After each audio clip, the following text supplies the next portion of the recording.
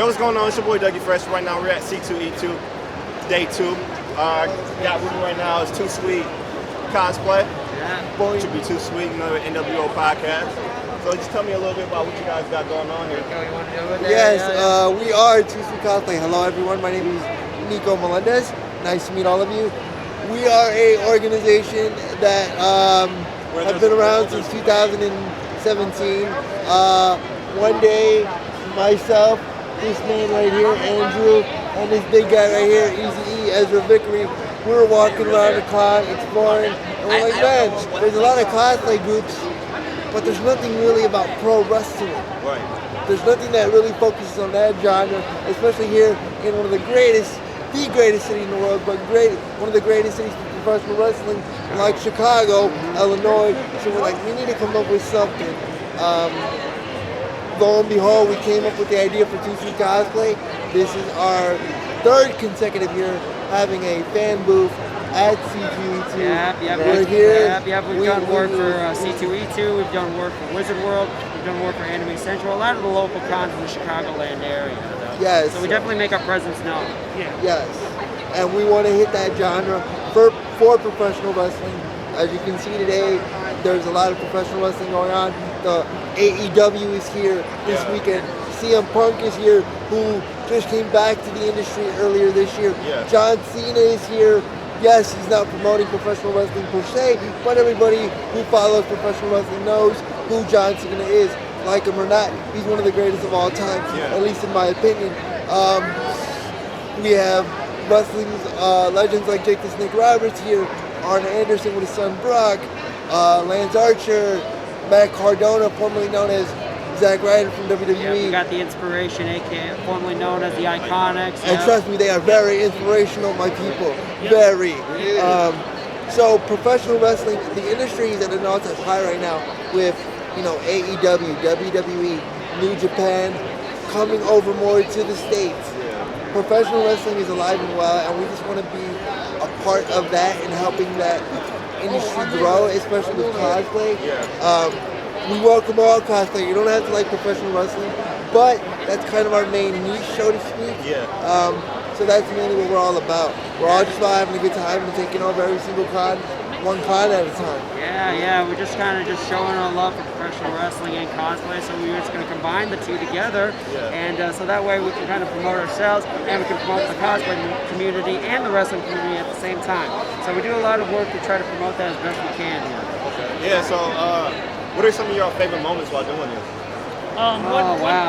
One in particular comes from 2018 Wizard World. Our buddy here, Nico, as we were running the booth, we went and talked to Badass Billy Gunn, his son Austin, and the lovely Velvet Sky, and the beautiful people.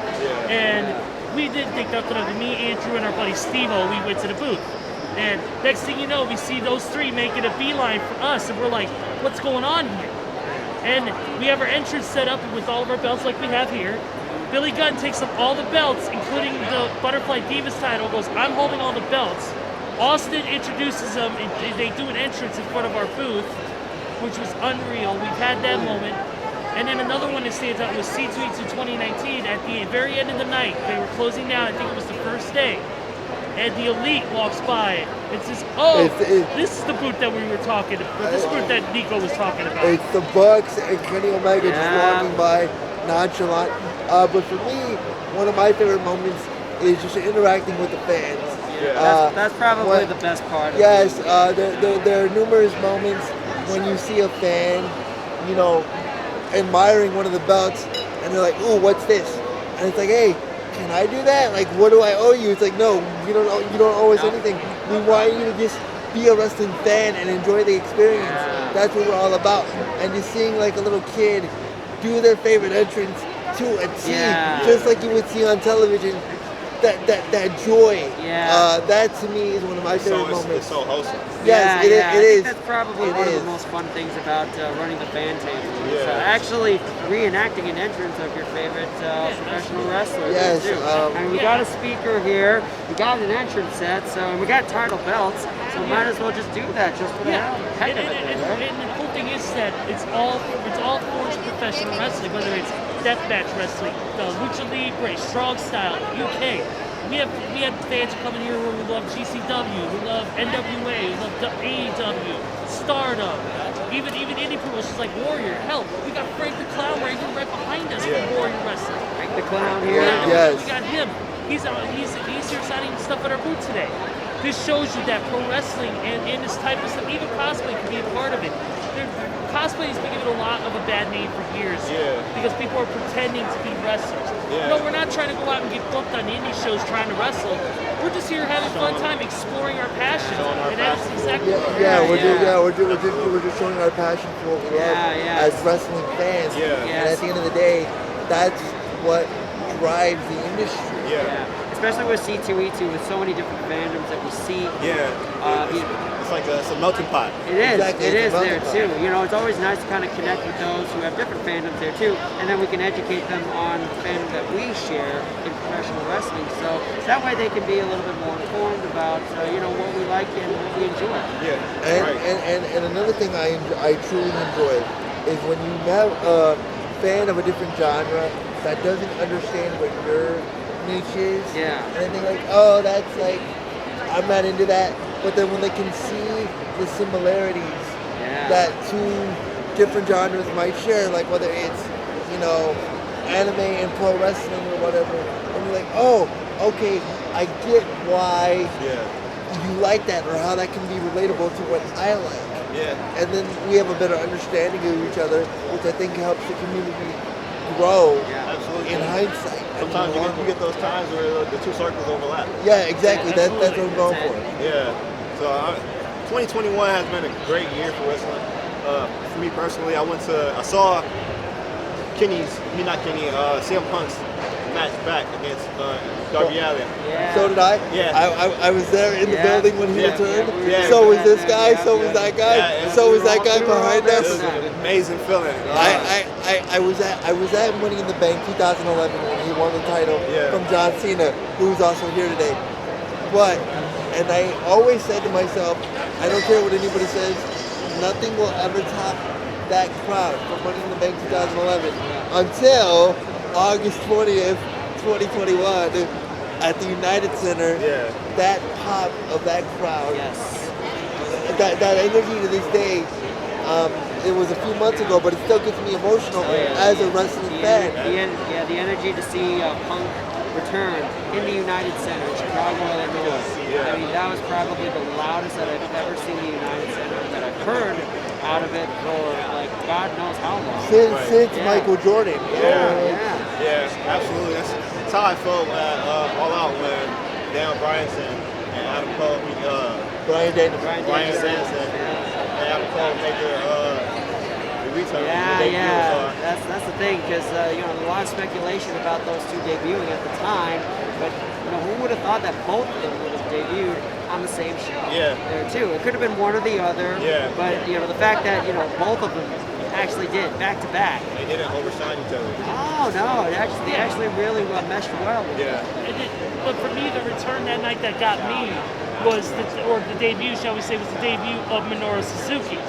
New Japan's resident sadist, one of the most violent men on the planet, showing up out of nowhere, which shocked the living heck out of me as a fan.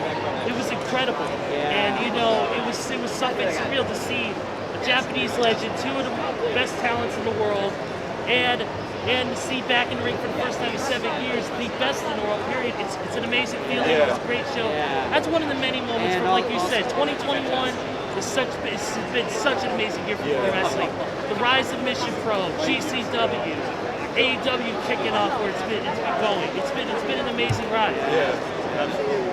And to me, I don't care what anybody says, WWE is still the top tier. Just because when you have a moment like when John Cena came back at Money in the Bank, and the crowd just erupts. So it was so weird to hear the crowd pop that way. Or Brock Lesnar the following up at SummerSlam, and the crowd just erupts.